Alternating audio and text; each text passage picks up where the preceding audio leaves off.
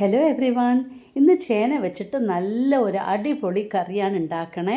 ഇതുപോലെ ഒന്ന് ഉണ്ടാക്കി നോക്കൂ, നിങ്ങൾക്ക് എന്തായാലും ഇഷ്ടമാകും.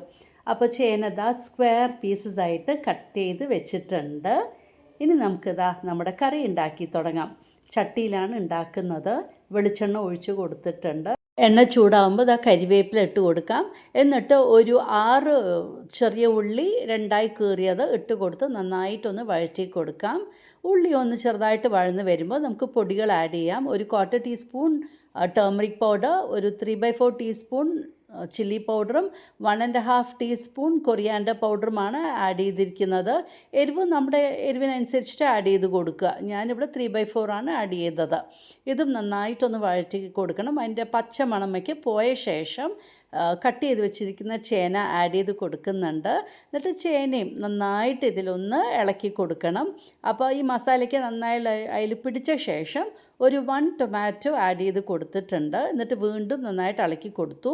നെല്ലിക്ക വലുപ്പത്തിൽ പുളി ഞാൻ വെള്ളത്തിലിട്ടിട്ടുണ്ടായിരുന്നു. അത് പിഴിഞ്ഞെടുത്തിട്ട് അതാണ് ഒഴിച്ച് കൊടുക്കുന്നത്.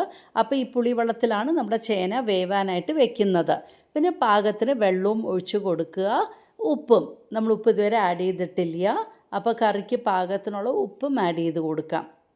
എന്നിട്ട് നന്നായിട്ടൊന്ന് ഇളക്കി കൊടുത്ത ശേഷം നമുക്ക് അടച്ച് നമ്മുടെ ചേന വേവാനായിട്ട് വയ്ക്കാം. അപ്പോൾ ഇവിടെ ചേന വേവുന്ന സമയത്ത് അരയ്ക്കാനായിട്ട് ഒരു 3/4 കപ്പ് നാളികേരം, ഒരു പച്ചമുളക്, ഒരു ചെറിയ ഉള്ളി, ഒരു 1/4 ടീസ്പൂൺ ജീരകം നന്നായി അരച്ചെടുത്തിട്ടുണ്ട്. ഇവിടെ നമ്മുടെ ചേന നന്നായി വെന്ത് വന്നിട്ടുണ്ട്.